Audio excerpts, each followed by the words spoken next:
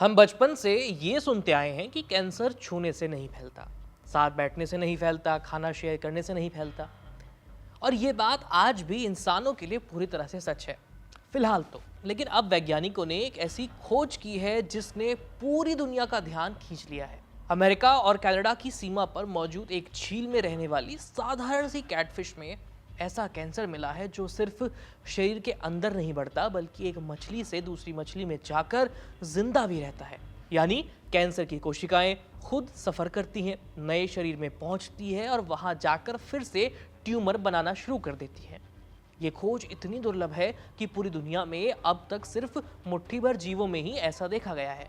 लेकिन सबसे बड़ा सवाल, अगर प्रकृति ऐसा कर सकती है तो क्या इंसानों में भी कभी ऐसा हो सकता है? क्या कैंसर वास्तव में संक्रामक बीमारी बन सकता है, जैसे कि खांसी या जुकाम? जवाब जानने के लिए वीडियो को आखिर तक जरूर देखिएगा। नमस्ते, मैं हूं आयुष और आप देख रहे हैं कड़क। साल 2012 अमेरिका और कनाडा की सीमा पर स्थित एक झील है। इसका नाम है मेम्फ्रे मागोग। ये झील पर्यावरण प्रेमियों के लिए बेहद खास मानी जाती है। लेकिन उसी साल वैज्ञानिकों ने वहां कुछ ऐसा देखा जिसने उन्हें चौंका दिया। ब्राउन बुल हेड कैटफिश नाम की मछलियों में उनके शरीर पर बड़ी संख्या में काले रंग के अजीब धब्बे और ट्यूमर दिखाई देने लगे। पहली नज़र में लगा कि शायद झील का पानी प्रदूषित हो गया है, क्योंकि इससे पहले यहाँ बाढ़ भी आई थी और प्रदूषण को लेकर भी कई चिंताएं सामने तब मिली थी। इसलिए वैज्ञानिकों का पहला शक था कि किसी जहरीले रसायन के कारण मछलियों में स्किन कैंसर पैदा हो गया होगा। लेकिन जब जांच आगे बढ़ी तो कहानी पूरी तरह से बदल गई। वैज्ञानिकों ने बीमार और स्वस्थ दोनों तरह की मछलियों के टिश्यू के सैंपल लिए। फिर उनका जीनोम सीक्वेंसिंग किया गया, यानी हर कोशिका के आनुवांशिक डेटा को पढ़ा गया। उन्हें उम्मीद थी कि हर मछली में कैंसर अलग अलग तरीके से विकसित हुआ होगा। लेकिन रिपोर्ट देखकर पूरी टीम हैरान रह गई। सभी ट्यूमर का डीएनए लगभग एक जैसा था। इतना ही नहीं, कई मामलों में कैंसर की कोशिकाएं उस मछली से भी ज्यादा एक दूसरे से मिलती थी जिसमें वे मौजूद थी। इसका मतलब साफ था कि ये अलग अलग कैंसर नहीं थे, बल्कि एक ही कैंसर था जो कई मछलियों के शरीर में घूम रहा था। यानी एक मछली की कैंसर कोशिकाएं दूसरी मछली के शरीर में जाकर वहां भी जिंदा रह रही थी। यही वो पल था जब वैज्ञानिकों ने पुष्टि की कि दुनिया के मीठे पानी की मछली में मिला पहला नेचुरली ट्रांसमिसिबल कैंसर है। ये स्टडी नेचर जर्नल में प्रकाशित हुई। लेकिन आखिर ट्रांसमिसिबल कैंसर है क्या? हम में से ज्यादातर लोग कैंसर को एक तरह की बीमारी मानते हैं, लेकिन वैज्ञानिक भाषा में कैंसर दरअसल हमारी जो कोशिकाएं हैं, जो बॉडी के सेल्स हैं, उनकी बगावत है। हमारे शरीर की हर कोशिका, हर सेल का एक तय नियम होता है और वो उसी के तहत काम करती है।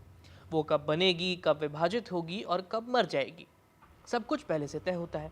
लेकिन जब डीएनए में गड़बड़ी हो जाए, यानी म्यूटेशन होने लगे, तो कुछ कोशिकाएं इन नियमों को मानना बंद कर देती है और वे लगातार बढ़ती रहती है। यही कैंसर है। लेकिन आम कैंसर की सबसे बड़ी सीमा होती है कि वो उसी व्यक्ति के शरीर तक सीमित रहता है। भले ही वो शरीर के दूसरे हिस्सों में भले फैल जाए, लेकिन एक इंसान से दूसरे इंसान में जाकर वो जिंदा नहीं रह सकता। यहीं से शुरू होता है ट्रांसमिसिबल कैंसर का सफर। इसमें वायरस या बैक्टीरिया नहीं फैलते, बल्कि कैंसर की जीवित कोशिकाएं यानी सेल्स ही एक शरीर छोड़कर दूसरे शरीर में चली जाती है और नए शरीर में पहुंचकर फिर से ट्यूमर बनाना शुरू कर देती है। जैसे कोई पैरासाइट एक शरीर को छोड़कर दूसरे शरीर में रहने लगते हैं। ट्रांसमिसिबल कैंसर लगभग वैसा ही व्यवहार करता है। इसलिए वैज्ञानिक इसे जीव विज्ञान की सबसे दुर्लभ घटनाओं में गिनते हैं। तो अब सवाल उठता है कि क्या ये वायरस जैसा होता है? कई लोग सोचते हैं कि अगर एचपीवी वायरस कैंसर पैदा करता है तो क्या कैंसर भी संक्रामक है? जवाब है नहीं। वायरस और कैंसर में बहुत बड़ा अंतर है। उदाहरण के लिए ह्यूमन पैपिलोमा वायरस यानी एचपीवी, ये वायरस एक व्यक्ति से दूसरे व्यक्ति में फैल सकता है, लेकिन वायरस सिर्फ संक्रमण फैलाता है। अगर ये लंबे समय तक शरीर में बना रहे तो कई साल बाद जाकर कुछ लोगों में ये सर्वाइकल कैंसर, गले का कैंसर या फिर किसी दूसरी तरह के कैंसर का खतरा पैदा कर सकता है। लेकिन वायरस कैंसर की कोशिकाएं नहीं फैलाता। ठीक उसी तरह जैसे हेपेटाइटिस बी या हेपेटाइटिस सी वायरस लिवर के कैंसर का खतरा बढ़ा सकते हैं, लेकिन वो लिवर में कैंसर नहीं करते हैं। एप्स्टीन बार वायरस यानी ईबीवी को कुछ प्रकार के लिम्फोमा और दूसरे कैंसर से जोड़ा जाता है, जबकि HTLV1 नाम का वायरस एक दुर्लभ प्रकार के ब्लड कैंसर का कारण बन सकता है। लेकिन इन सभी मामलों में फैलता वायरस है, कैंसर नहीं। बेंगलुरु के सकारा वर्ल्ड हॉस्पिटल के वरिष्ठ medical oncologist doctor Vijay Kumar Srinivasulu के मुताबिक HPV, HBV, HCV, EBV और HTLV-1 ये सभी वायरस संक्रमण फैलाते हैं। ये शरीर में लंबे समय तक रहकर कोशिकाओं में बदलाव लाते हैं और सालों बाद कैंसर का खतरा बढ़ा सकते हैं। लेकिन ये कभी भी कैंसर की जीवित कोशिकाओं को एक व्यक्ति से दूसरे व्यक्ति में नहीं पहुंचाते। तो फिर दुनिया के कितने जीवों में कैंसर फैलता है? दुनिया में लाखों प्रजातियां मौजूद हैं, लेकिन उनमें से सिर्फ गिनी चुनी प्रजातियों में ही वैज्ञानिकों ने ऐसा कैंसर देखा है। सबसे बड़ा उदाहरण है तस्मानियन डेविल का। ऑस्ट्रेलिया के तस्मानिया द्वीप पर पाया जाने वाला ये मांसाहारी जीव अक्सर लड़ाई के दौरान एक दूसरे को काटता है। इसी काटने के दौरान कैंसर की जीवित कोशिकाएं एक जानवर से दूसरे जानवर के शरीर में चली जाती हैं। इसे डेविल फेशियल ट्यूमर डिजीज यानी DFTD कहा जाता है। सबसे चौंकाने वाली बात यह है कि इस बीमारी ने तस्मानियन डेविल की आबादी को भारी नुकसान पहुंचाया था। वैज्ञानिकों के अनुसार इसकी एक बड़ी वजह यह है कि इन जानवरों में आनुवांशिक विविधता बहुत कम है, इसलिए उनका इम्यून सिस्टम बाहरी कैंसर कोशिकाओं को पहचानने में अक्सर कामयाब नहीं हो पाता। अगर आपको लगता है कि ये घटना सिर्फ जंगली जानवरों तक सीमित है, तो शायद अगला उदाहरण आपको थोड़ा हैरान कर दे। दुनिया भर के पालतू और आवारा कुत्तों में एक बेहद दुर्लभ लेकिन अच्छी तरह अध्ययन किया गया कैंसर पाया जाता है, जिसे केनाइन ट्रांसमिसिबल वेनरल ट्यूमर यानी CTVT कहा जाता है। ये कैंसर मुख्य रूप से संभोग के दौरान एक कुत्ते से दूसरे कुत्ते में पहुंचता है। यहाँ भी वायरस या बैक्टीरिया जिम्मेदार नहीं होते, बल्कि कैंसर की जीवित कोशिकाएं सीधे एक जानवर से दूसरे जानवर के शरीर में प्रवेश करती हैं और वहीं बढ़ने लगती हैं। सबसे दिलचस्प बात यह है कि वैज्ञानिकों का मानना है कि CTVT कोई नई बीमारी नहीं है। जीनोमिक रिसर्च बताती है कि इसकी शुरुआत संभवतः करीब 4000 से 8000 साल पहले किसी एक कुत्ते में हुई थी। आज भी दुनिया भर में पाए जाने वाले CTVT के कैंसर उसी मूल कैंसर की जीवित वंशावली यानी उसी परिवार के माने जाते हैं। यानी हजारों साल पहले पैदा हुई कैंसर कोशिकाएं आज भी अलग अलग कुत्तों के शरीर में जिंदा हैं। तो फिर अगला सवाल उठता है कि क्या समुद्र में भी कैंसर तैरता है? अगर आपको लगता है कि कैंसर को फैलने के लिए एक शरीर का सीधा संपर्क चाहिए, तो प्रकृति यहाँ भी नियम बदल देती है। वैज्ञानिकों ने कई समुद्री जीवों जैसे कि क्लैम, मसल्स और कॉकल्स में ऐसा कैंसर पाया है जो पानी के जरिए फैलता है। इन जीवों में कैंसरग्रस्त खून की कोशिकाएं समुद्र के पानी में मिल जाती हैं। पास में मौजूद दूसरी शेलफिश जब भोजन के लिए पानी को फिल्टर करती हैं, तो वही कैंसर कोशिकाएं उनके शरीर में एंटर कर जाती हैं।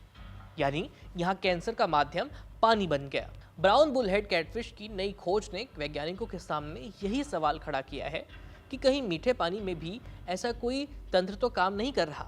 हालांकि अभी इसकी कोई पुष्टि नहीं हुई है। रिसर्चर्स का अनुमान है कि ये कैंसर 2 संभावित तरीकों से फैल सकता है। पहला, प्रजनन के दौरान बेहद नजदीकी संपर्क से, या फिर पानी में छोड़ी गई कैंसर कोशिकाओं के जरिए। इन दोनों संभावनाओं पर अभी भी रिसर्च जारी है। तो फिर इंसानों में ऐसा क्यों नहीं होता? इसका जवाब है हमारे शरीर की सबसे ताकतवर सुरक्षा प्रणाली, इम्यून सिस्टम। हमारी रोग प्रतिरोधक क्षमता हर समय शरीर में गश्त लगाती रहती है। जैसे ही उसे कोई बाहरी कोशिका दिखाई देती है, वो उसे दुश्मन मानकर नष्ट कर देती है। यही कारण है कि अगर दूसरे किसी व्यक्ति की कैंसर कोशिकाएं किसी तरह हमारे शरीर में पहुंच भी जाए, तो ज़्यादातर मामलों में वो कुछ ही समय बाद ख़त्म कर दी जाती है। यानी उन्हें जिंदा रहने का मौका ही नहीं मिल पाता। इंसानों की एक और खासियत भी है, हमारी आनुवांशिक विविधता। हर व्यक्ति का DNA अलग होता है, हर कोशिका की पहचान अलग होती है। हमारी कोशिकाओं की सतह पर ह्यूमन ल्यूकोसाइट एंटीजन यानी HLA नाम के विशेष प्रोटीन मौजूद होते हैं। इन्हीं की मदद से हमारा इम्यून सिस्टम तय करता है कि कौन सी कोशिका अपनी है और कौन सी बाहरी। अगर कोई दूसरी कोशिका इन संकेतों से मेल नहीं खाती, तो उसे तुरंत नष्ट कर दिया जाता है। इसलिए दूसरे व्यक्ति की कैंसर कोशिकाएं हमारे शरीर में छिप नहीं पाती। यही वजह है कि ऑर्गन ट्रांसप्लांट इतना मुश्किल होता है। अगर आपने कभी किडनी या लिवर ट्रांसप्लांट के बारे में पढ़ा होगा, तो आपने मैचिंग शब्द ज़रूर सुना होगा। डॉक्टर पहले HLA मैचिंग करते हैं, फिर भी मरीज को जीवन भर ऐसी दवाइयाँ दी जाती हैं जो उसके इम्यून सिस्टम को कमज़ोर रखें। क्यों? क्योंकि शरीर इन नए अंग को भी विदेशी मानकर इसको अस्वीकार कर सकता है, रिजेक्ट कर सकता है। कैंसर कोशिकाओं के साथ भी बिल्कुल यही होता है। वे भी बाहरी टिश्यू की तरह पहचानी जाती हैं, इसलिए सामान्यतः परिस्थितियों में वे टिक ही नहीं पाती। तो क्या कभी इंसानों में भी कैंसर का ट्रांसफ़र हुआ है? अगर किसी व्यक्ति को ऐसा ऑर्गन ट्रांसप्लांट कर दिया जाए जिसमें शुरुआती चरण का कैंसर मौजूद हो और शुरुआती टेस्ट में वो पकड़ में ना आए, तो इम्यूनोसप्रेसेंट दवाओं के कारण वो कैंसर नए शरीर में विकसित हो सकता है। इसी तरह कई दुर्लभ मामलों में प्रेगनेंसी के दौरान मां के कैंसर कोशिकाएं भ्रूण तक पहुंचती हैं, लेकिन ये सामान्य परिस्थितियां नहीं हैं। ऐसा कभी कभी होता है और इसका मतलब ये बिल्कुल भी नहीं है कि कैंसर लोगों के बीच संक्रामक बीमारी की तरह फैल रहा है। यानी एक साधारण सी कैटफिश ने वैज्ञानिकों को फिर से सोचने पर मजबूर कर दिया कि कैंसर केवल एक बीमारी नहीं बल्कि कभी कभी जीवित कोशिकाओं की ऐसी डायनेस्टी भी हो सकती है जो एक शरीर से दूसरे शरीर तक यात्रा कर सकती है। लेकिन इसी कहानी का सबसे सुकून देने वाला सच ये भी है कि इंसानों के लिए कैंसर आज भी संक्रामक बीमारी नहीं है। आप किसी कैंसर मरीज का हाथ पकड़ सकते हैं, उसे गले लगा सकते हैं, उसकी देखभाल कर सकते हैं, इससे कैंसर नहीं फैलता। बल्कि ऐसे समय में आप उसके साथ रहकर उसकी सबसे बड़ी ताकत बन सकते हैं। फिलहाल आज के इस वीडियो में इतना ही। ये जानकारी आपको कैसी लगी हमें कमेंट सेक्शन में अपनी राय लिख करके भेज दीजिए। मेरा नाम है आयुष, कैमरे के पीछे है दीपक। देखते रहिए कड़क। धन्यवाद।